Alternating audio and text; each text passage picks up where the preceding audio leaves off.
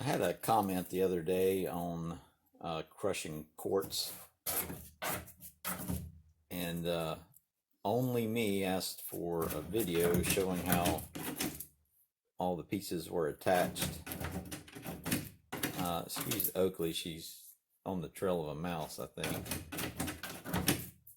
Hey, Oakley, can you give me a minute, please? Thanks, thanks. Um, but yeah, he wanted to see an attachment method for putting this together. Oakley, please, just a minute. And so I'm going to take this apart. It's all dirty. Last time I used it, I put wet material in it, which I knew was going to be a bad idea, but for the sake of experimentation, that's what we got to do sometimes, is make a mess. But I'm going to take this apart real quick and show you how it goes back together, hopefully. The first part is to take this loose. There's a nut that keeps the big nut in place and keeps it from spinning off. So we're just going to take these channel locks and hold this in place, the big nut, and then I'm going to loosen this. Let's see, to go my way.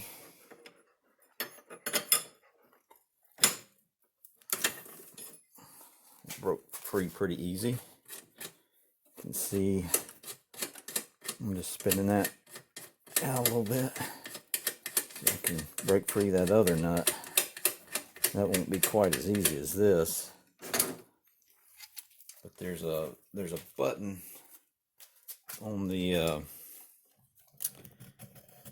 angle grinder here that you push in and it'll lock from spinning. And I'm going to do that.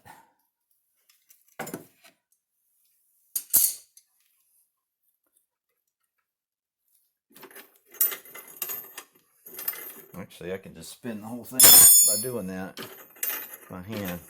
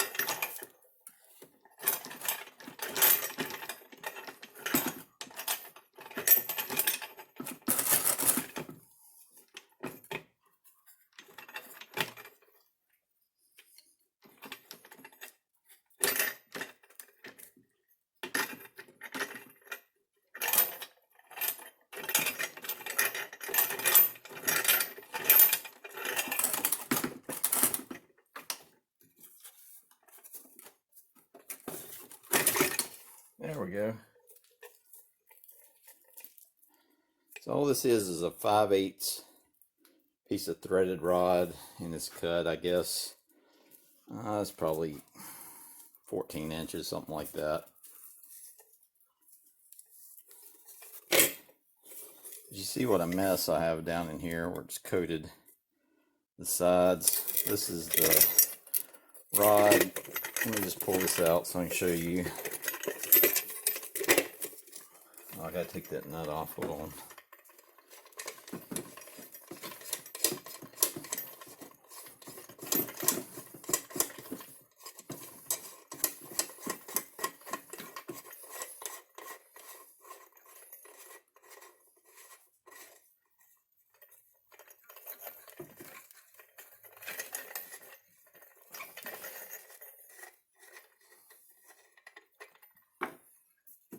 Let's pull it out now.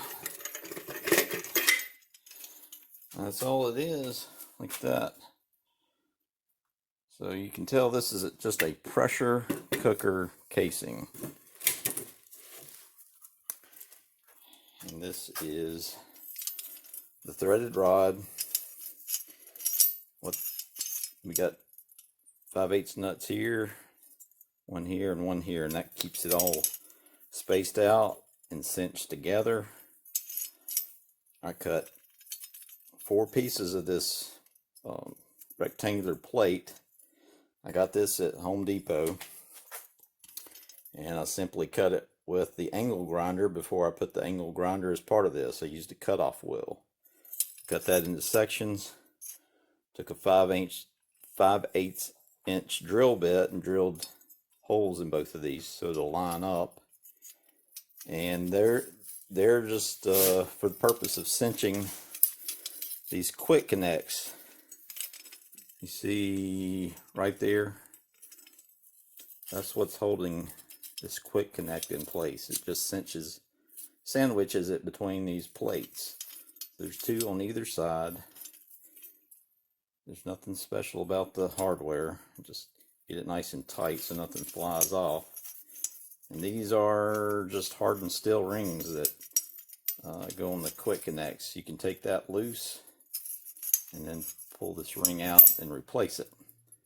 I did the original with links of chain, but for every 2 links of chain you're wasting 1 cutting it apart. So this is a little more economical than wasting a bunch of chain. On this end, this is the end that pokes through the pressure cooker lid. I kind of sanding that off a little bit just so it would go through easier. That's the hole where it goes through on the other side. And drilled a 5/8 hole through here. These are the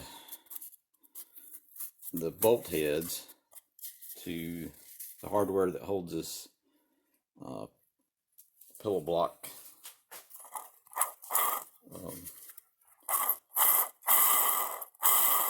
Pull it in there. It still spins pretty good. One thing I would recommend is, you see where this used to have a where you pump in the grease. I can't even think of the name, but you know what? Take a grease gun and you pump the grease in there. I would seal that off before you get started with something like epoxy, so that can't vibrate out, because I lost both of them, and that's someday gonna fail. You can hear it's a little rough in there, so I'm not sure how much use I'm going to get out of that now. Now this is pretty dirty, but I'm going to show you the best I can. All I did was cut a hole, again with the angle grinder with the cutoff wheel on it. That's probably the trickiest part. You don't want to cut yourself. Just make sure you use eye protection and wear some heavy leather gloves. You don't want to cut yourself or get anything in your eye. And that's anytime you're drilling or doing anything with this, make sure you're safe if you're going to do this. This inside's hard to see because I got all this stuff caked on, but that's more of that plate. And I had to use 2 sections of it. I'll tell you what, let me clean this up and show you a little better. Hold on. Alright, I cleaned this up and you can see real well now those plates that I bolted in place.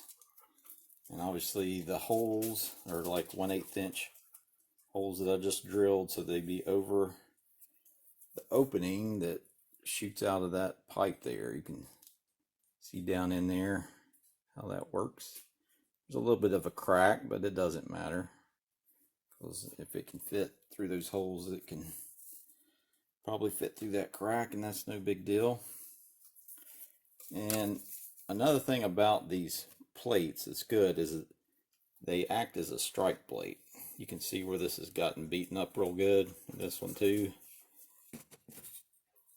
And it's only that side. If you look at the other end, they're pretty flat still. That's a contact point where the material is being slung and hit against that. That helps break it up. So that helps with that, and it also works as a classifier to only let small material through there. Now, the thing about the pressure cooker is the lid is easy. Well, it's easier to get off and on than the conventional way, which would be taking a bunch of bolts loose and sliding a cap off. So the one thing I had to do was make a groove, a slot in here for that lid to sit down into, because otherwise it would have made this thing crooked, and you know, it just wouldn't have worked right. But I'm going to take apart the nut just so you can see that last little bit here. So I'm going to push in that button. This may already be loose. No, it's not yet.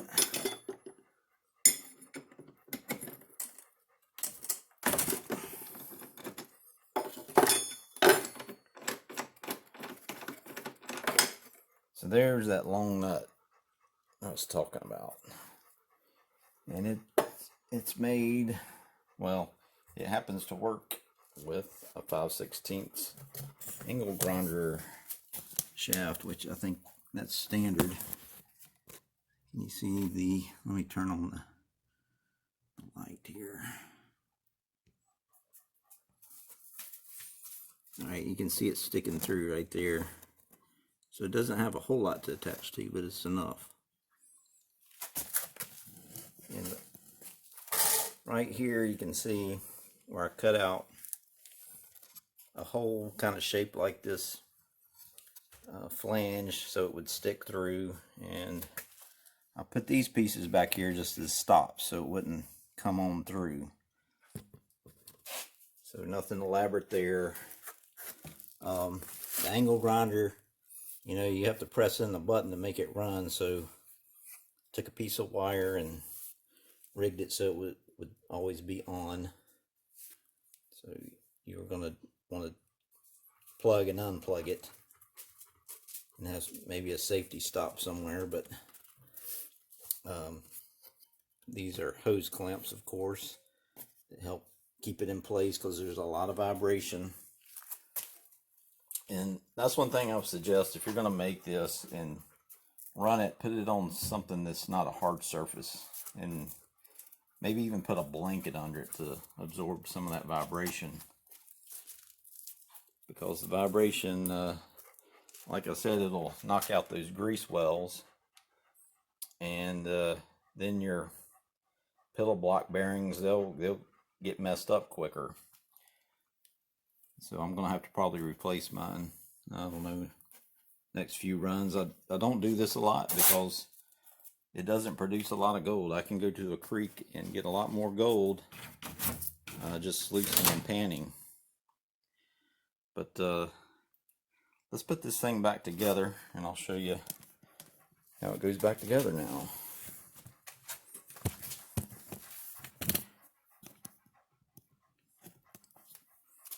So I'll go ahead and start with the nut.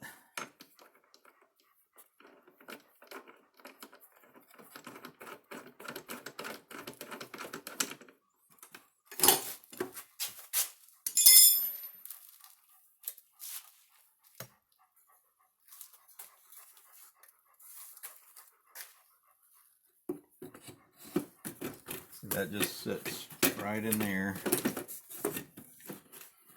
Actually, I need to get it right here.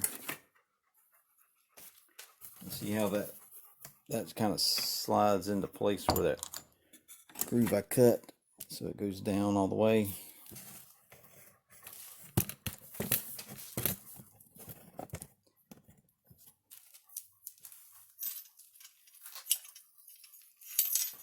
Now I'm going to take this and run it through the front. A little more room here.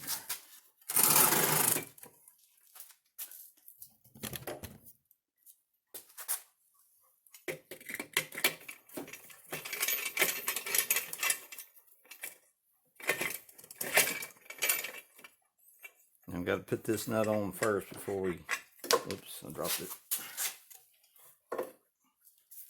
Put this on before we thread it into the big nut, because this is the locking nut that keeps it from spinning out.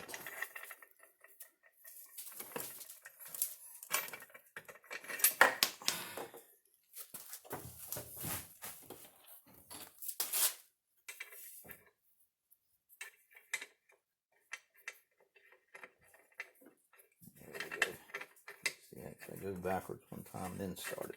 There it goes.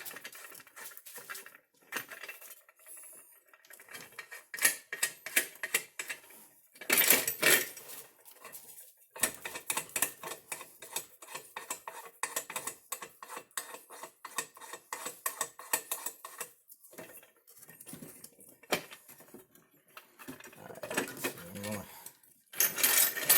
go ahead and thread that in there.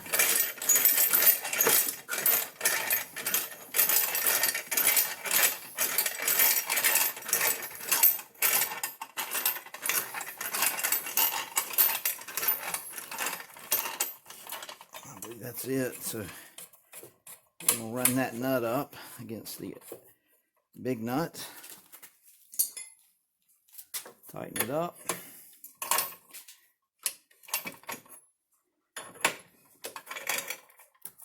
It's good and tight. Alright. Now so you can see the front.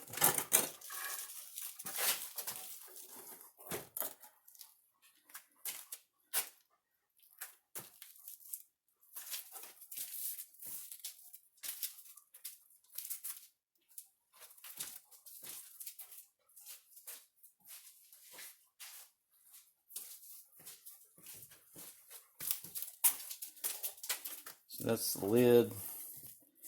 These are what lock it on. So these two things kind of supposed to line up.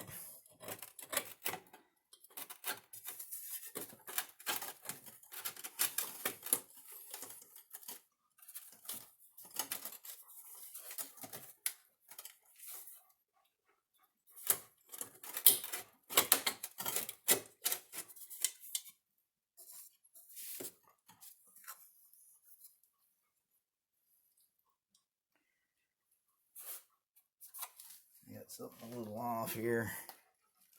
Where's my wrench?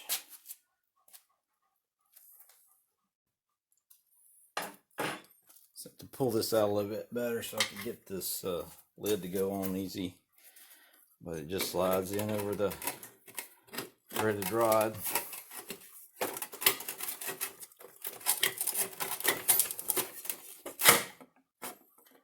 And you gotta line up these things and get it pressed in.